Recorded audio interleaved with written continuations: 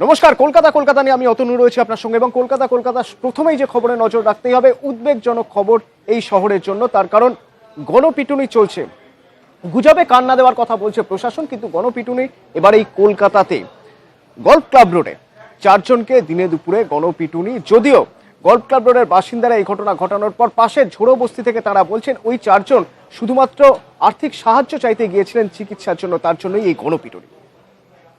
গুজবের গণপিটুনির ঘটনা এবার কলকাতাতেও। কলকাতার গল্ফ ক্লাব রোড 73/25 এই বাড়ি, রাজীব বাবুর বাড়ি, এই তালা সেই দিন খোলা ছিল। ঘটনা গল্ফ ক্লাব রোডের বাসিন্দা রাজীব হরিহরনের বাড়িতে। চাবিটা সেদিনকে খোলা ছিল কোনো কারণে, দিয়ে তারপর মানে ঢুকে দোতলায় উঠে যাচ্ছিল, কুকুর তাড়া করেছে, তখন দরজা খুলে দৌড়াচ্ছে। স্থানীয়রা বলছেন সোমবার দুপুরে বাড়িতে হঠাৎই ঢুকে পড়েন 2 মহিলা ও 2 পুরুষ। পাড়ার কুকুরের চিৎকারে ভয় পেয়ে পালিয়ে যাওয়ার চেষ্টা করেন তারা। 4 জনকে ধরে ফেলে টালিগঞ্জ আটলান্টিক ক্লাবের সামনে নিয়ে গিয়ে মারধর করেন এলাকাবাসী। এই প্রথম নয়, 1 মাস আগেও পাশেই একটি বাড়িতে 2 ব্যক্তি কাউকে কিছু না বলে ঢুকে পড়েন বলে অভিযোগ। বাড়ির লোকেদের চিৎকার চেঁচামেচিতে পালিয়ে যান তারা। বাড়িতে আমি আমার হাজবেন্ড কেউই ছিলাম না। আমাদের যে কাজের লোক, সে দরজাটা ল্যাচ করে, গ্রিলটাকে ল্যাচ করে ও বেরিয়েছে। আর আমার শাশুড়ি ঘরের ভেতরে ছিলেন, তালাটা নিয়ে আসতে গেছিলেন লাগাবেন বলে। তার মাঝখানে 2 জন মহিলা একটি ছোট বাচ্চাকে নিয়ে এই গ্রিল খুলে, ভেতরের দরজা খুলে ভেতরের ঘরে ঢুকে পড়ে, আমাদের বসার ঘরে চলে যায়। করে গিয়ে তখন আমার শাশুড়ি দেখতে পেয়ে যখন জিজ্ঞেস করেন যে আপনারা কে, তো বলে যে জল খাওয়ার জন্য এসেছি। তো শাশুড়ি চিৎকার চেঁচামেচি করায়, আমার শাশুড়ি মা চিৎকার চেঁচামেচি করায়, ওনারা তখন দৌড়ে পালিয়ে যায়। সোমবারের ঘটনায় গল্ফ ক্লাব রোড সংলগ্ন ঝোড়ো বস্তির বাসিন্দাদের বক্তব্য কিন্তু অন্য। অসৎ উদ্দেশ্য নয়, তাদের দাবি আর্থিক সাহায্য চাইতে এলাকার বিভিন্ন বাড়িতে সেদিন যাচ্ছিলেন বসিরহাট থেকে আসা 2 মহিলা ও 2 পুরুষ। এটা শোনার কিছু না, এটা হচ্ছে লাইভ দেখেছি।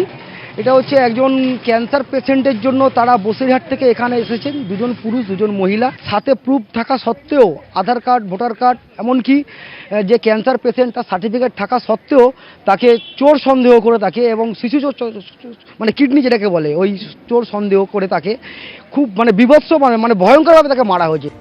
সোমবারের মারধরের প্রতিবাদে মঙ্গলবার রাজীব হরিহরনের বাড়ির সামনে বিক্ষোভ দেখান ঝোড়ো বস্তির বাসিন্দারা। ক্যামেরায় সৌমেন দাসের সঙ্গে Biswajit Saha, news 18 Bangla. Handbill, leaflet, miking করে প্রচার চালাচ্ছে পুলিশ প্রশাসন, কিন্তু গণপিটুনির ঘটনা চলছে। শুধু কলকাতায় নয়, রাজ্যের বিভিন্ন প্রান্তে এই ঘটনা ঘটছে এবং জানিয়ে রীতিমতো উদ্বেগ প্রকাশ করছে প্রশাসন। এবং আজ ফের একবার টুইট করেছেন মুখ্যমন্ত্রী মমতা বন্দ্যোপাধ্যায়, এবং সেখানে তিনি খুব উগরে দিয়েছেন শুধুমাত্র কিছু রাজনৈতিক দলই নয়, তার সঙ্গে সাংবিধানিক পদে থাকা মানুষ, তারাও এই ধরনের গুজব ছড়াচ্ছেন। এবং চাপে পড়েই তারপরে নিজের টুইটটি মুছে দিলেন ত্রিপুরার রাজ্যপাল তথাগত রায়। গুজবে কান দেবেন না, আইন নিজেদের হাতে তুলে নেবেন না, প্রয়োজনে আপনারা লোকাল থানাকে জানাবেন। বাড়ি থেকে শিশু চুরির ঘটনা পুলিশ প্রশাসনের তরফে বারে বারে বলা হচ্ছে গুজবে কান দেবেন না, স্রেফ সন্দেহের বশে হাতে তুলে নেবেন না আইন। বাড়ি থেকে শিশু চুরির ঘটনা মিথ্যে গুজব, আপনারা কখনো নিজে হাতে আইন তুলে নেবেন না। কিন্তু সে কথা শুনছে কে? রাজ্য জুড়ে সর্বত্রই আগুনের মতো ছড়াচ্ছে গুজব। আনন্দপুর 19 ফেব্রুয়ারি, শুধুমাত্র সন্দেহ, কথায় কথায় ছড়ানো গুজব। খাস কলকাতার আনন্দপুরেই সেই গুজবের শিকার হলেন এক যুবক। মঙ্গলবার রাতে আনন্দপুরে চোর সন্দেহে এক যুবককে বেধড়ক মারধর করেন এলাকাবাসী। হাওড়া 19 ফেব্রুয়ারি, হাওড়ার মল্লিক ফটকে এক যুবককে দেখে চোর বলে সন্দেহ হয়েছিল। ব্যাস ওটুকুই যেন যথেষ্ট, তাতেই যুবককে গাছে বেঁধে প্রাণ খুলে পেটায় হুজুগে জনতা। বেলুড় 19 ফেব্রুয়ারি, একই জায়গা, একই অভিযোগ, একই ঘটনার পুনরাবৃত্তি, মাঝে শুধু কয়েক ঘন্টার ফারাক। দুপুরে বেলুড়ের ভোটবাগান এলাকায় এক ভবঘুরেকে শিশু চোর সন্দেহে মারধর করেন স্থানীয়রা। পুলিশ ও এলাকার প্রাক্তন কাউন্সিলর গিয়ে তাকে উদ্ধার করেন। রাতে একই জায়গায় এক ভবঘুরে যুবককে ফের মারধর করেন স্থানীয় বাসিন্দারা। উত্তর 24 পরগনা, উত্তর 24 পরগনার নেজাটেও এক ছবি। ছেলে ধরা সন্দেহে এক ভবঘুরেকে গাছে বেঁধে মারধর করলেন স্থানীয়রা। গুরুতর জখম অবস্থায় তাকে উদ্ধার করে নেজাট থানার পুলিশ। তারকেশ্বর, 2 শিশুকে নিয়ে তারকেশ্বর হাওড়া লোকাল ট্রেনে উঠেছিলেন দিলীপ মহান্তি ও তার সঙ্গী। তাদের আচার আচরণ দেখে সন্দেহ হয় যাত্রীদের। রেল পুলিশে খবর দেওয়ার ধার ধারেননি, চলন্ত ট্রেনেই শুরু হয় গণধোলাই। দেগঙ্গা দেগঙ্গার চাঁদপুরে ছেলে ধরা গুজবে যুবককে পেটায় গ্রামবাসী, গলায় চাদরের ফাঁস দিয়ে বেধড়ক মারধর করা হয়। পুলিশ এসে তাকে উদ্ধার করে। এই পরিস্থিতিতে গুজব রুখতে বুধবার টুইটারে সরব হন মুখ্যমন্ত্রী মমতা বন্দ্যোপাধ্যায়। তিনি বলেন, একাংশের রাজনৈতিক দল ও গোষ্ঠী গুজব ছড়াচ্ছে, তাদের সঙ্গে সাংবিধানিক পদে থাকা ব্যক্তিরাও রয়েছেন। উস্কানিমূলক মন্তব্য করে হিংসা ছড়াচ্ছে, সংবাদ মাধ্যমেকেও রেওয়াত করা হচ্ছে না। এটা খুব লজ্জাজনক রাজনীতি। কোন দূষিত রাজনীতির দিকে আমরা এগোচ্ছি? গুজব রুখতে পুলিশকে নির্দেশ দিয়েছেন খোদ মুখ্যমন্ত্রী। তারপরেও থামানো যাচ্ছে না গুজব ও মারধরের ঘটনা। একের পর এক ঘটনা তারই প্রমাণ। নিউজ 18 বাংলা। ঠিক এরকমই ঘটনা ঘটেছিল বারুইপুরের বকুলতলায় সরস্বতী পুজোর দিন। সে গুজবে সন্দেহের বশেই এক বৃদ্ধাকে মারধর করা হয়। পরে জানা যায় ওই বৃদ্ধা মানসিক ভারসাম্যহীন। জানার পর স্থানীয় এলাকার যে বাসিন্দারা বা ক্লাবের যে যুবকরা মারধর করেছিলেন, তারা নিজেদের ভুল স্বীকার করে ক্ষমা চেয়েছেন। সরস্বতী পুজোর দিন মণ্ডপের আশেপাশে কচিকাচাদের ভিড়। সন্ধে হবে হবে মণ্ডপের আশেপাশে ঘুরতে দেখা যায় এক বৃদ্ধাকে। হঠাৎই শোর উঠল ছেলে ধরা। আশেপাশের বাড়ি থেকেও লোকজন বেরিয়ে এলো। বৃদ্ধা কিছু বুঝে ওঠার আগেই তাকে ধরে বেধড়ক মারধর। পুলিশ এসে উদ্ধার করে মহিলাকে। গুজবের জেরে আতঙ্ক ছড়িয়েছে এলাকায় রটনা। আশেপাশে ছেলে ধরা ঘুরছে। যে কোনো সময় সন্ত্রাসবাদী হামলা হতে পারে। ঘরে ঢুকে কিডনি কেটে নিচ্ছে কিছু অপরিচিত লোক। আক্রান্ত বৃদ্ধার দাবি তার বাড়ি বড়গাছিয়া। তিনি বাপের বাড়ি এসেছিলেন। আমার বাড়ি এখানে। এখানে কোথায় বলবে তো? এখানে কোথায়? বড়গাড়িয়া কোন দিকে সেটা? বড়গাড়িয়া কোন দিকে ওঠে? খুঁজে আসিছি। হ্যাঁ? খুঁজে আসিছি। বড়গাছিয়া বাড়ি এখানে কি করছে? আর লোক কি আর আছে? বাবার ঘর আছে। লোকটা পালিয়ে। কোথায় তোমার বাপের ঘর? এইখানে। বারুইপুর থানার পুলিশের থেকে পরে এলাকাবাসী জানতে পারে মহিলা মানসিক ভারসাম্যহীন। নিজেদের ভুল বুঝতে পেরে দুঃখ প্রকাশ করে এলাকাবাসী। ভুল স্বীকার করে স্থানীয়দের অভিযোগ, গুজবের জেরেই এই ঘটনা। তখনই আওয়াজ হয়েছিল বাচ্চাদের ধরে নিয়ে যাচ্ছি, কিডনি বার করে নিচ্ছে, আমরা সেইভাবে ধরেছিলাম। এই ভুলটা তখন তো একটা ভয়াবহ ব্যাপার ছিল। চতুর্দিকে এরম ধরপাকড় হচ্ছে, আতঙ্কবাদী ভেবেই জিনিসটা হয়ে গেছে। মানে বাড়ির বাচ্চা কাচ্চারা তখন এখানে খেলাধুলা করছিল, ঠাকুর উঠেছিল, সরস্বতী পূজা হয়েছিল। তা সেই সময় তো ওই আতঙ্কের মধ্যে ছিল, বাড়ির বউ ঝিরা এসে মারধর করেছে। আতঙ্ক ছড়িয়ে গেছে চতুর্দিকে। ও আতঙ্কের জন্য সব পাবলিক একটু হয়ে গেছে, ভয় তরসে হয়ে গেছে, যার জন্য হয়ে গেছে। এটা কিছুই না, এটা সব লটানো সব। গুজবের জেরে দেশের নানা প্রান্তে এই ঘটনা ঘটছে। এর পিছনে কোনো চক্র কাজ করছে কিনা তা খতিয়ে দেখছে পুলিশ প্রশাসন। বারুইপুর থেকে ক্যামেরায় সুমন বসুর সঙ্গে শঙ্কু সাঁতরা ও অর্পণ মণ্ডলের রিপোর্ট, নিউজ 18 বাংলা। গুজবে কান দেবেন না, কোন রকম গুজব ছড়াবেন না।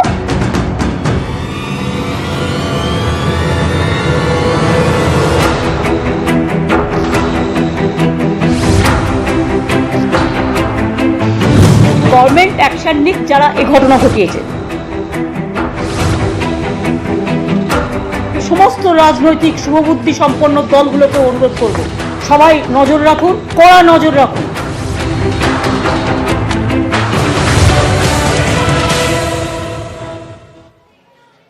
নিমতলায় দাহ করানোর পর অস্থি বিসর্জনের জন্য গঙ্গায় নেমেছিলেন আচমকাই হরপা বান। 9 জন তলিয়ে যান গঙ্গায় এবং তাদের মধ্যে 8 জনকে উদ্ধার করা সম্ভব হয়েছিল। একজনকে এখনো উদ্ধার করা সম্ভব হয়নি। যে 8 জনকে উদ্ধার করা সম্ভব হয়েছে তাদের মধ্যে একজন মেডিকেল কলেজে মৃত্যু হয়েছে তার।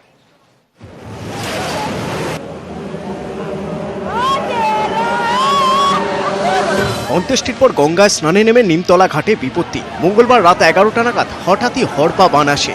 বেশ কয়েক ফুট উচ্চতায় জল চলে আসে। সে সময় ঘাটের একদম শেষ ধাপে দাঁড়িয়েছিলেন 2 মহিলা সহ 9 জন। জলের তোড়ে মুহূর্তে ভেসে যান। বানের তীব্রতায় ঘাটের রেলিংও ভেঙে যায়। স্থানীয় বাসিন্দারা উদ্ধার শুরু করেন, খবর দেন পুলিশকে। রিভার ট্রাফিকের ডুবুরি নামিয়ে শুরু হয় তল্লাশি। রাত্রিবেলা 11:30টার সময় বানটা যখন আসলো, তখন অস্থিটা ভাসাতে যাচ্ছিল ওরা, ভদ্র মহিলারা সব, পুরো ফ্যামিলি পুরো ছিল, সব একসঙ্গেই ছিল। ওরা আস্তি এইখানে ভাসাতে আসলো, তখনই হঠাৎ বানটা দিয়ে দিয়েছে। তারই মধ্যে 4 জন, তো 5 জন ছিল, 5 জন ভেসেছে। তার মধ্যে দিয়ে 4 জনকে তোলা হলো, একজনকে মহিলাটাকে পাওয়া যায়নি। উদ্ধার হওয়া 8 জনের মধ্যে প্রসেনজিৎ মজুমদার নামে এক ব্যক্তি পরে কলকাতা মেডিকেল কলেজে মৃত্যু হয়। দাদার খোঁজ করছি, দাদার খোঁজ পাচ্ছি না। দাদার সেই 2-3 নম্বর ঘাটে গিয়ে একজন বলল নাকি যে একটা ছেলেকে পাওয়া গেছে, এরকম। আমি বুঝে কি দাদাকে পাওয়া গেছে। তলিয়ে যাওয়া মিতালি চৌধুরীর খোঁজে সকালেও তল্লাশি অভিযান চলে। দফায় দফায় বান আসে সকালেও, যার জেরে উদ্ধার কাজ বন্ধ রাখতে হয়। ক্যামেরায় দীপক উপাধ্যায় ও বিপুল ঘোষের সঙ্গে সৌজন মণ্ডল ও Abhijit Chanda, news 18 Bangla. Pakistan prime minister Imran Khan বলেছিলেন, পুলওয়ামা জঙ্গি হামলার পিছনে যে পাকিস্তানের হাত রয়েছে সেটা যদি ভারত তথ্য প্রমাণ দেয় তাহলে কথা দিচ্ছেন তিনি পুরোপুরি বন্দোবস্ত, পুরোপুরি ব্যবস্থা নেবেন যাতে কোনোভাবেই অপরাধী ছাড় না পায়। আর সেই মতো ভারতও তৈরি হচ্ছে যাতে কোনো রকম তথ্য প্রমাণে ফাঁক না থাকে এবং সেই তথ্য প্রমাণ সব তুলে দেওয়া হবে পাকিস্তানের হাতে। এবং ভারত এক্ষেত্রে পাশে পেয়েছে আমেরিকাকে। ডোনাল্ড ট্রাম্প জানিয়েছেন, যে অপরাধী তার যদি প্রমাণ হয় তাহলে তার কড়া শাস্তি হোক।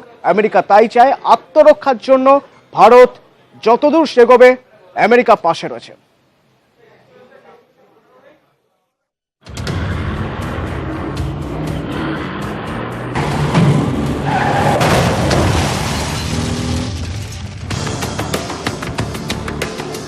এর আগে বারবার ইসলামাবাদের হাতে তথ্য প্রমাণ তুলে দিয়েছে নয়াদিল্লি, কিন্তু তাতেও কোনো লাভ হয়নি।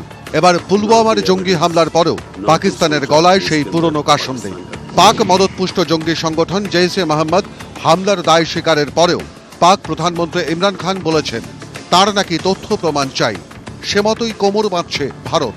পাকিস্তানে নিযুক্ত ভারতীয় হাই কমিশনার অজয় বিসারিয়া এবং আমেরিকায় নিযুক্ত ভারতীয় রাষ্ট্রদূত হর্ষবর্ধন শ্রিংলার সঙ্গে বুধবার বৈঠক করেন কেন্দ্রীয় স্বরাষ্ট্রমন্ত্রী রাজনাথ সিং। সূত্রের খবর, কাশ্মীরে জঙ্গি হামলার নেপথ্যে যে পাকিস্তানের হাত রয়েছে সেই সংক্রান্ত তথ্য প্রমাণ সহ নথি তৈরি করে সে দেশে নিযুক্ত ভারতীয় রাষ্ট্রদূত অজয় বিসারিয়ার হাতে তা তুলে দেওয়া হবে, যাতে ইসলামাবাদ আর বলতে না পারে তাদের প্রমাণ দরকার। একই নথি দেওয়া হবে আমেরিকা সহ বিশ্বের বিভিন্ন দেশের হাতে। লক্ষ্য একটাই, বিশ্বের সামনে পাকিস্তানের মুখোশ খুলে দেওয়া, যাতে তারা আর কোনো সাফাই দিতে না পারে। अगर आपके पास कोई एक्शनेबल इंटेलिजेंस है कि पाकिस्तान इन्वॉल्व है, वो हमें दे, मैं आपको गारंटी करता हूं कि हम एक्शन लेंगे। অনেকে মনে করেন ইসলামাবাদের হাতে তথ্য প্রমাণ তুলে দিলে নতুন পাক প্রধানমন্ত্রী ইমরান খানকেও মুখের ওপর জবাব দেওয়া যাবে। পুলওয়ামার জঙ্গি হামলার পর চীন ছাড়া বিশ্বের সমস্ত দেশকেই পাশে পেয়েছে ভারত। মঙ্গলবার ফ্রান্সের তরফে নয়াদিল্লিকে বার্তা দেওয়া হয়, জৈশের মাথা মাসুদ আজহারকে আন্তর্জাতিক জঙ্গির তকমা দেওয়ার দাবিতে তারা রাষ্ট্রসংঘের নিরাপত্তা পরিষদে সরব হবে। এই দাবি অনেকদিন ধরেই তুলছে ভারত, কিন্তু বারবারই তা ধাক্কা খায় চীনের প্রাচীরে। চীন প্রতিবারই পাশে দাঁড়ায় পাকিস্তানে। এবারও তাদের একই অবস্থান। তবে নয়াদিল্লি হাল ছাড়তে রাজি নয়। ভারত সমর্থন পেয়েছে ব্রিটেন ও রাশিয়ার। দুই দেশই বুঝিয়ে দিয়েছে সন্ত্রাসবাদ মোকাবিলায় তারা ভারতের পাশে।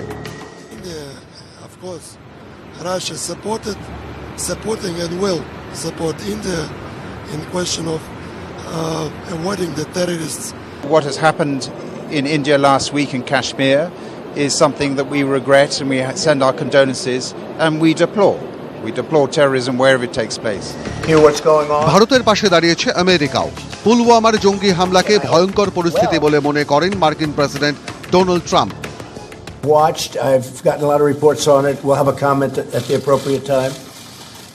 It would be wonderful if they got along. It seems like that was a horrible situation, but we're getting reports. We'll have a statement to put out. Trump সরকারের দাবি, তারা পাকিস্তানকে কড়া বার্তা দিয়ে জানিয়েছে ইসলামাবাদ যেন পুলওয়ামায় জঙ্গি হামলার তদন্তে পূর্ণ সহযোগিতা করে এবং যেই দোষী হোক তাকে যেন শাস্তি দেওয়া হয়। নিউজিল্যান্ডকেও পাশে পেয়েছে ভারত। একমাত্র সে দেশের সংসদেই পুলওয়ামায় জঙ্গি হামলার নিন্দা করে প্রস্তাব পেশ করা হয়েছে। নিউজ 18 বাংলা।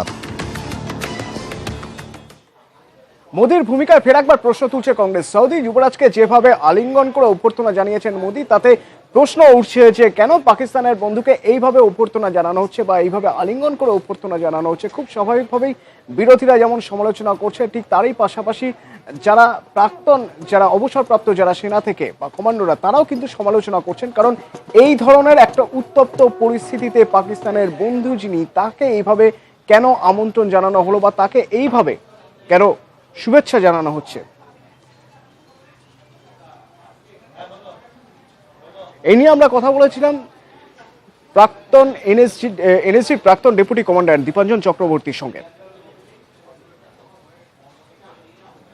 সাধারণ মানুষ হিসাবে এবং আর্ম ফোর্সেস এর লোক হিসাবে আমার তো মনে হয় this is nothing but political stunt gimmick. যে মোদি এত বছর ধরে, যে 4 বছর ধরে সারা পৃথিবী ঘুরে বেরিয়েছেন, আই বিলিভ কয়েক হাজার কোটি টাকা খরচা হয়েছে ওনার এক্সটার্নাল অ্যাফেয়ার্স এর ওনার পারফরমেন্স দেখানোর জন্য, সেটা যে খুব বাজেভাবে ফেল করা পাকিস্তানে দেখা যাচ্ছে। এবং পাকিস্তানে 2600 কোটি টাকা ওরা দিচ্ছে, টাকা লোন দিচ্ছে। আবার ইমরান খান নিজে ড্রাইভ করে প্রোটোকল ভেঙে ক্রাউন প্রিন্সকে নিয়ে যাচ্ছেন। তো মোদিকেও তো একটা প্রোটোকল ভাঙতে হবে। এখন উনি কি করবেন? এত কোলাকুলি করবেন, এরপর তো নিজের হাতে রান্না করে খাওয়াবেন, because he had to prove কে মোদি ইমরানের থেকে বেশি মিত্র। তো মোদির এইসব আলিঙ্গন, কোলাকুলি, এগুলো পলিটিক্যাল গিমিক, পলিটিক্যাল স্টান্ট। সৌদি আরব কোনোভাবেই পাকিস্তানের উপর কোনো প্রেশার ক্রিয়েট করবে না, এতে কোনো ডাউট নেই। লোকসভা ভোটের আগে ইস্ট ওয়েস্ট মেট্রো প্রকল্পের প্রথম পর্যায়ের উদ্বোধন হয়ে যেতে পারে। সেক্ষেত্রে ভাড়া কি হবে, সেই ভাড়ার একটা তালিকা, সেই তালিকা আমাদের কাছে এসে পৌঁছেছে। প্রথম 2 কিলোমিটার পর্যন্ত ভাড়া হবে 5 টাকা, 2 থেকে 5 কিলোমিটার পর্যন্ত দূরত্বে ভাড়া 10 টাকা, 5 থেকে 10 কিলোমিটার দূরত্বে 20 টাকা ভাড়া, 10 থেকে বাকি 16.5 কিলোমিটার পর্যন্ত যেতে হলে দিতে হবে 30 টাকা ভাড়া। প্রথম পর্যায়ে সেক্টর 5 থেকে সল্টলেক স্টেডিয়াম পর্যন্ত মেট্রো চলবে, যার দূরত্ব প্রায় 5.5 কিলোমিটার। এখন এক্সিস্টিং নর্থ সাউথের আমাদের যে ফেয়ার স্ট্রাকচার, সেটা যত মোড অফ ট্রান্সপোর্ট আছে তার থেকে চিপেস্ট। কাজে আমরা চেষ্টা করি যাতে সাধারণ প্যাসেঞ্জাররা মেট্রো চড়তে পারেন এবং সেটা যাতে তাদের প্রেফার্ড মোড অফ ট্রান্সপোর্ট হয়, সেইভাবেই আমাদের ফেয়ার স্ট্রাকচারটা ঠিক করা হয়েছে।